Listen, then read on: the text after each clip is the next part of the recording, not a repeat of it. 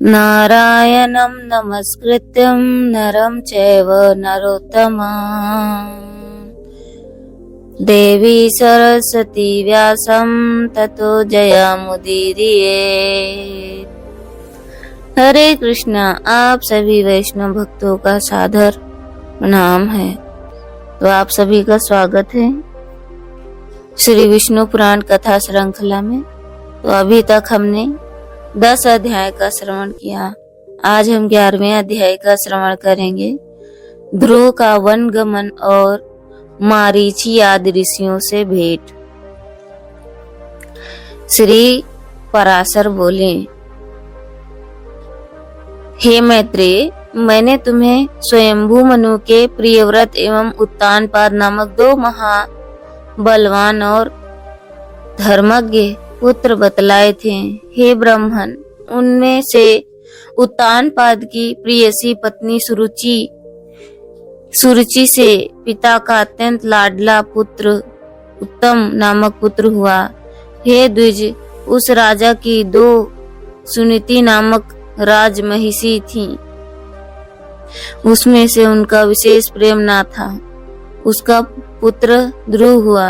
एक दिन राज सिंहासन पर बैठे हुए पिता की गोद में अपने भाई उत्तानपाद को बैठा देख ध्रुव की इच्छा भी गोद में बैठने की हुई। किंतु राजा ने अपनी प्रियसी सुरुचि के सामने गोद में चढ़ने के लिए उत्कंठित होकर प्रेमवश आए हुए उस पुत्र का आदर नहीं किया। अपने सौत के पुत्र को गोद में चढ़ने के लिए उत्सुक और अपने पुत्र को गोद बिठा देख सुरुचि इस प्रकार कहने लगी, क्रियते किम व्रथा वत्स महानेश मनोरथा अन्य स्त्री गर्भ जातेन हय संभयुद ममोदरे। अरे लल्ला, बिना मेरे पेट से उत्पन्न हुए किसी अन्य स्त्री का पुत्र होकर भी तू व्यर्थ क्यों ऐसा बड़ा मनोरथ करता है। उत्तमो मम प्रमा विवेको ही वांछासी सत्य सुता प्रवमस्य किंतु न स्वाहा मया धृति। तू अविवेकी है, इसीलिए ऐसे अलभ्य उत्तमोत्तम वस्तु की इच्छा करता है। यह ठीक है कि तू ही इन्हीं का राजा का पुत्र है, तथापि मैंने तो तुझे अपने गर्भ से धारण नहीं किया। तो राजा की जो दूसरी पत्नी थी, उन्होंने ध्रुव से कहा कि ठीक है, मैं मानती हूँ कि तुम इन्हीं के पुत्र हो, इन्हीं राजा के पुत्र हो, लेकिन तुमने तो मेरे गर्भ से जन्म नहीं लिया, मैंने तुम्हें गर्भ में धारण नहीं किया। समस्त चक्रवर्ती राजाओं का आश्रय रूप यह सिंहासन तो मेरे ही पुत्र योग्य है, तो व्यर्थ क्यों अपने चित्त को संताप देता है। मेरे पुत्र के समान तुझे वृथा ही यह ऊंचा मनोरथ क्यों होता है। क्या तू नहीं जानता कि तेरा जन्म सुनीति से हुआ है। तो उन्होंने, उनकी जो राजा की दूसरी पत्नी थी, उन्होंने कहा कि मेरे पुत्र का जो ऊंचा मनोरथ है तुझे ही क्यों होता है। तू जानता भी तो है कि तू तो सुनीति से हुआ है। श्री पराशर जी बोले, उत्तरसज्जे पित्रं बाल श्रुत्वा मात्र भासितं जागाम कुपितो मातुर्जन्यया द्विज मंदिरम। श्री पराशर जी बोले, हे द्विज, विमाता का ऐसा कथन सुन वह बालक कुपित हो पिता को छोड़कर अपनी माता के महल को चल दिया। तो उसने अपनी सौतेली माता, मतलब सौतेली माता को विमाता कहते हैं, का ऐसा कथन सुनकर वह बालक दुखी होकर अपने पिता को छोड़कर अपनी माता की सुनीति के महल की ओर चल दिया। हे मैत्रेय, जिसके ओष्ठ कुछ कुछ कांप रहे थे। ऐसा अपने पुत्र को क्रोध युक्त देखकर सुनीति ने उसे गोद में बिठाकर पूछा, वत्स बेटा, तेरे क्रोध का क्या कारण है? तेरा किसने आदर नहीं किया? तेरा अपराध करके कौन तेरे पिताजी का अपमान करने चला है? तो श्री पराशर जी कहते हैं कि ऐसा पूछने पर ध्रुव ने अपने माता से ये सब बातें कह दी। अति गर्वीली सुरुचि ने उससे पिता के सामने कही थी। तो जो सुरुचि ने उनके पिता के सामने कही थी, उन्होंने ध्रुव महाराज ने अपनी माता से कह दिया। अपने पुत्र के सिसक सिसक कर ऐसा कहने पर दुखिनी सुनीति ने खिन्नचित्त और दीर्घ निश्वास के कारण मलिन नयना होकर कहा, सुनीति उवाच।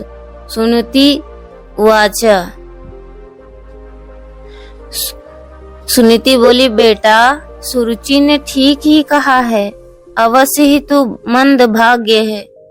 हे वत्स, पुण्यवानों से उनके विपक्षी ऐसा नहीं कह सकते। तो सुरुचि ने कहा कि हे पुत्र, बेटा, अवश्य ही तू मंद भाग्य है। हे वत्स, पुण्यवानों से उनके विपक्षी ऐसा नहीं कह सकते। बच्चा, तू व्याकुल मत हो, क्योंकि तूने पूर्व जन्म में जो कुछ किया है उसे दूर कौन कर सकता है, और जो नहीं किया वह तुझे दे भी कौन सकता है। इसीलिए तुझे उसके वाक्यों में खेद नहीं करना चाहिए। तो ऐसे भौतिक संसार में भी लोग करते हैं कि तुम्हारा तो दुर्भाग्य है, तुमने नीच कुल में जन्म लिया है, तुमने ऐसे, तो बहुत सारा तरह की बातें करते हैं। तो और वो मान भी लेते हैं। कुछ लोग मान लेते हैं, कुछ लोग नहीं मानते हैं। राजासनं राजछन्नं वारसा वारणः यस्य पुण्यानि तस्तैव मातयो तक्षम्य पुत्रक। हे वत्स, जिसका पुत्र होता है उसी को राजा आसन, राजछत्र तथा उत्तम उत्तम घोड़े और हाथी आदि मिलते हैं। ऐसा जानकर तू शांत हो जा। अन्य जन्मों में किए हुए पुण्य कर्मों के कारण ही सुरुचि में राजा की सुरुचि, प्रीति और पुण्यहीना होने से मुझ पर जैसी स्त्री केवल भार्या भरण करने योग्य ही कही जाती है, उसी प्रकार उसका पुत्र उत्तम भी बड़ा पुण्य पुंज संपन्न है, और मेरा पुत्र ध्रुव तू मेरे सामने ही अल्प पुण्यवान है। तो ये बहुत, जो इंसान की सोच होती ना, सोच बहुत हीन होती है।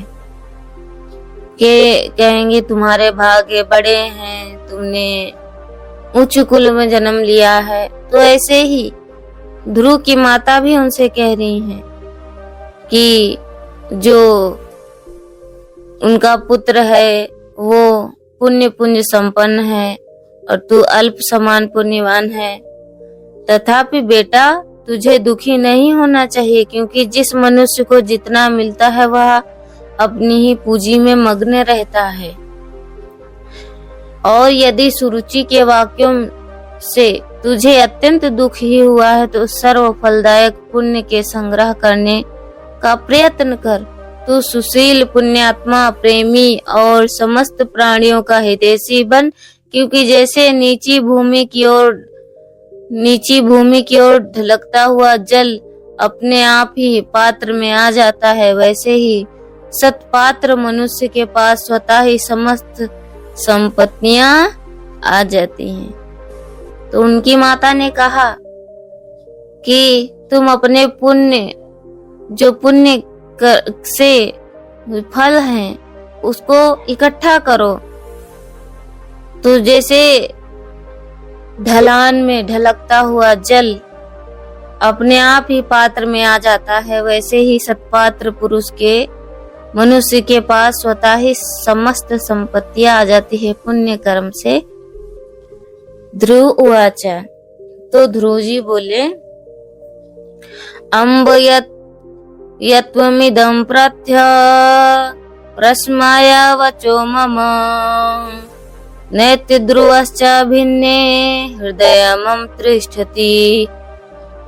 ध्रुव जी बोले, माता जी, तुमने मेरे चित्त को शांत करने के लिए जो वचन कहे हैं, दुर्भाग्य वाक से बिंदे हुए मेरे हृदय में तनिक भी नहीं ठहरते।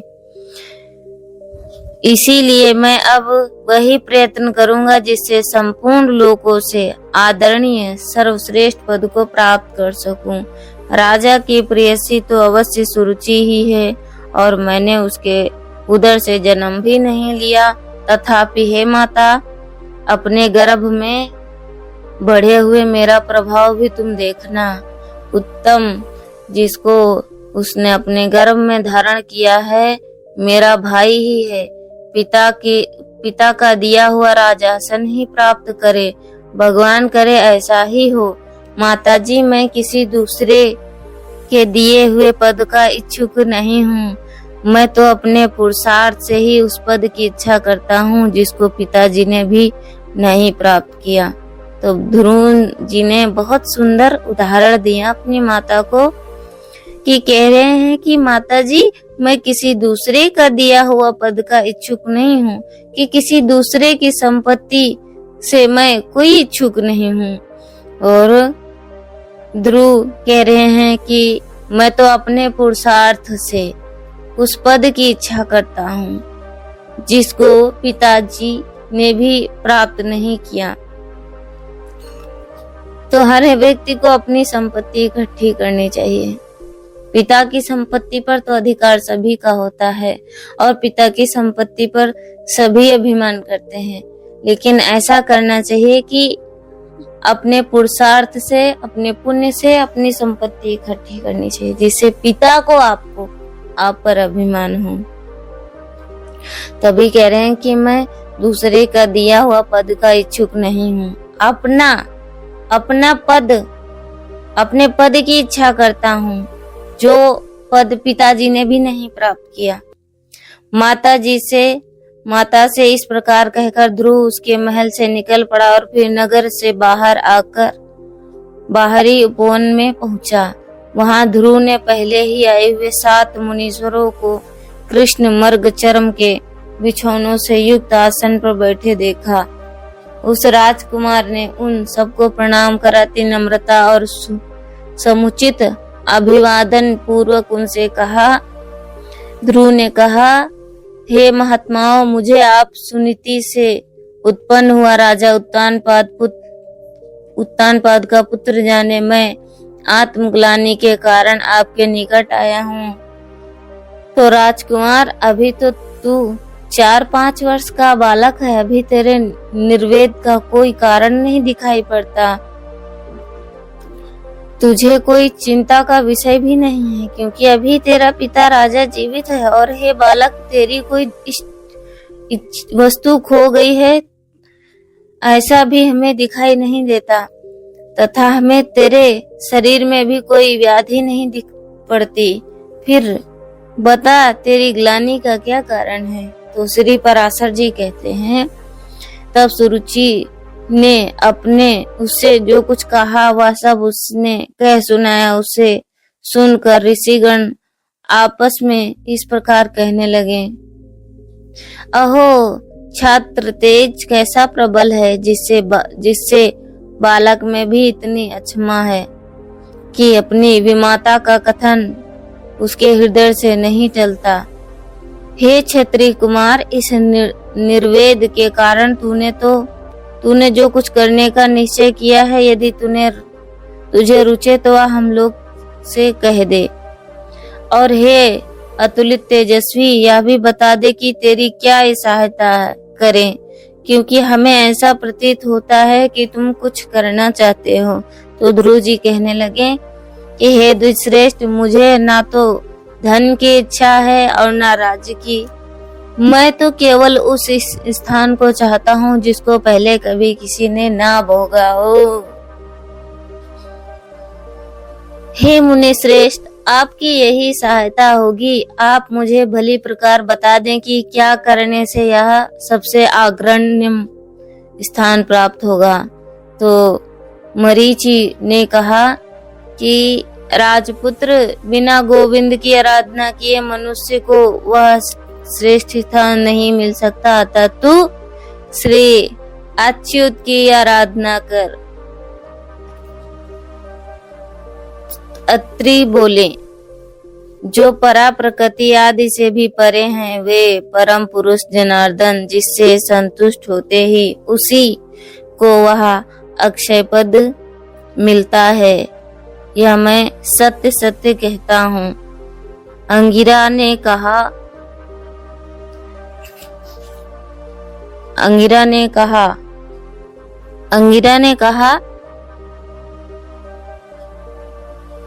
यदि तू अग्रण्य स्थान का इच्छुक है तो चिन्ह अव्यात्मा अच्युत में है, यह संपूर्ण जगत ओतप्रोत है, उन गोविंद की ही आराधना कर। तो पुलत्स्य जी कहते हैं कि परम ब्रह्मा परम धामम यो यस्यो ब्रह्म तथा परम तमराध्य हरियाति मुक्ति माप्यति दुर्लभाम। पुलत्स्य बोले, जो पर ब्रह्म पर धाम और पर स्वरूप है, उन हरि की आराधना करने से मनुष्य अति दुर्लभ मोक्ष को भी प्राप्त कर लेता है। तो पुला जी कहते हैं कि सुव्रत, जिन जगतपति की आराधना से इंद्र ने अत्युत्तम इंद्र पद प्राप्त किया, तो उन यज्ञपति भगवान विष्णु की आराधना कर। क्रतु जी बोले कि यो यद पुरुषो यो योगे सा परम पुमान तस्मिन् रुष्टे यत् प्राप्यम किम दत्तस्ति जनार्दने। क्रतु बोले, जो परम पुरुष, यजमान पुरुष, यज्ञ पुरुष और यज्ञ और योगेश्वर है, उन जनार्दन के संतुष्ट होने पर कौन सी वस्तु दुर्लभ रह सकती है। वशिष्ठ जी बोले, हे वत्स, विष्णु भगवान की आराधना करने पर तू अपने मन से जो कुछ चाहेगा वह प्राप्त कर लेगा। फिर त्रिलोकी के उत्तम उत्तम स्थानों की तो बात ही क्या है। तो ध्रुव जी बोले, हे महर्षिगण, कुछ मुझ विनीत को आपने आराध्य देव तो बता दिया है, अब उनको प्रसन्न करने के लिए मुझे क्या जपना चाहिए यह बताइए। उस महापुरुष की मुझे जिस प्रकार आराधना करनी चाहिए वह आप लोग मुझसे प्रसन्नता पूर्वक कहिए। तो ऋषि बोले कि हे राजकुमार, विष्णु भगवान की आराधना में तत्पर पुरुषों को जिस प्रकार उनकी उपासना करनी चाहिए वह तो हमसे यथावत सुन। मनुष्य को चाहिए कि सबसे पहले संपूर्ण ब्रह्म विषयों से चित्त को हटाए और एकमात्र उस जगदाधार में ही स्थिर कर दे। हे राजकुमार, इस प्रकार एकाग्र चित्र होकर तन्मय भाव से जो कुछ जपना चाहिए वह सुनो। ओम हिरण्यगर्भ पुरुष प्रधान और अव्यक्त रूप शुद्ध ज्ञान स्वरूप वासुदेव को नमस्कार करो। इस ओम नमो भगवते वासुदेवाय नमः, ओम नमो भगवते वासुदेवाय नमः मंत्र को पूर्व काल में तेरे पितामह भगवान स्वयंभू मनु ने जपा था। तब उनसे संतुष्ट होकर श्री जनार्दन ने उन्हें त्रिलोक की दुर्लभ मनवांछित सिद्धि दी थी। उसी प्रकार तू इसका निरंतर जप करता हुआ श्री गोविंद को प्रसन्न करो। तो ऋषियों ने कहा कि ओम नमो भगवते वासुदेव मंत्र को पूर्व काल में तेरे पितामह भगवान स्वयंभू मनु ने जपा था। अब तो उनसे भगवान संतुष्ट हुए थे। उन्होंने त्रिलोक की दुर्लभ मनोवांछित सिद्धि भी दी थी। तो उसी प्रकार तुम भी इसका निरंतर जप करो और श्री गोविंद को प्रसन्न करो। इति श्री विष्णु पुराणे प्रथमे अंशे एकादशो अध्याय समाप्त। हरे कृष्णा कृष्णा कृष्णा हरे हरे, हरे राम राम राम हरे हरे। तो इस प्रकार श्री विष्णु पुराण के प्रथम अंश के 11वें अध्याय का समाप्त हुआ। अब हम श्रवण करेंगे 12वें अध्याय का। तो किस प्रकार से ध्रुव महाराज ने विमाता से दुखी होकर अपने पद पाने के लिए निकल पड़े हैं और वो सब ऋषि उनकी सहायता कर रहे हैं। तो हमें भी अपने कल्याण के लिए निकलना चाहिए, अपने कल्याण का करने का प्रयास करना चाहिए। तो भगवान हमारी सहायता करते हैं, इसीलिए अपना कल्याण करना चाहिए। तो मेरे शिक्षा गुरु आज कह रहे थे कि हम यदि भगवान श्री कृष्ण को प्रसन्न कर लेते हैं तो किसी अन्य को प्रसन्न करने की आवश्यकता नहीं रह जाती। फिर चाहे माता पिता हो, पत्नी हो, पुत्र हो, पति हो, अन्य वो स्वतः ही प्रसन्न हो जाते हैं। तो हमें भगवान को प्रसन्न करने का प्रयास करना चाहिए और उनसे इच्छित इच्छा नहीं मांगनी चाहिए, क्योंकि जब भगवान प्रसन्न हो जाते हैं तो हमारी सभी इच्छाओं को पूर्ण कर देते हैं।